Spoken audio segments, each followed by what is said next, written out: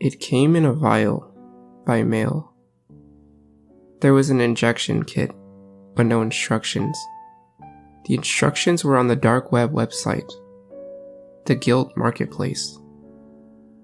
The first time Alex had done it, he had used a belt, located a vein on his forearm, and injected the entire liquid at once.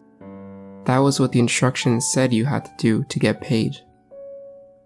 It was only theft, but the hit had been hard, like being hugged by someone made of razor blades.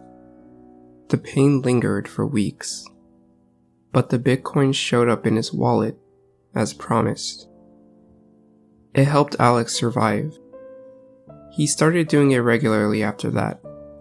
He quit his job and did Guilt.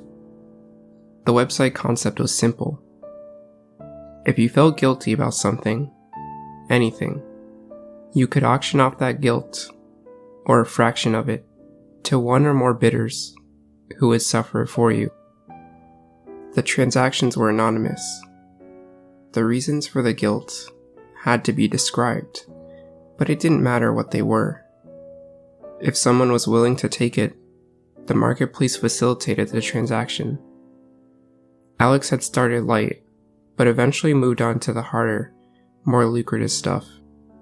When he took his first murder guilt, 1 out of 25th, he thought he would die, but he didn't, and the Bitcoin arrived. Then Alex met Angie.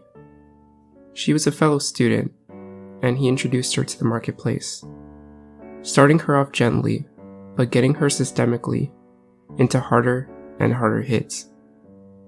Angie was good at suffering, better even than he was, and she did it all. Tiny fractions of even the most heinous acts. The combined income was good. One day, Angie saw a marketplace listing for something absolutely putrid, despicable, abuse and cruelty that was almost unimaginable. Total pot, $25 million. We should take it all, each do half, she suggested. I couldn't live with myself, said Alex. He meant it. They had spent the last few weeks racking their brains to come up with a way of gaming the system, but it seemed impossible. The market was truly free, self-regulating. If you took on guilt for X amount of dollars, you could resell that guilt for only X amount of dollars, because it was the same guilt and that was its market value. No game. Angie completed the $25 million transaction anyway. When the vial arrived, she switched labels and watched Alex inject with what he believed was mere salt. The hit destroyed him. Angie watched him writhe on the floor, his muscles tightening to the point of snapping, foaming at the mouth. Unable to speak as he experienced a guilt he was in no way prepared for, that nobody could be prepared for. Then she brought him a knife. It couldn't be murder, she decided.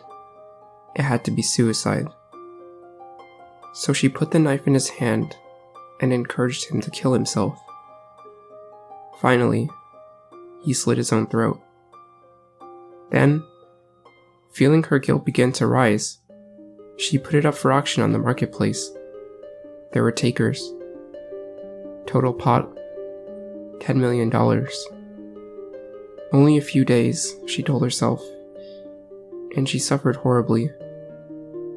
But then the pain was lifted, and she was free. She had gamed the system. She had become the first person to successfully launder guilt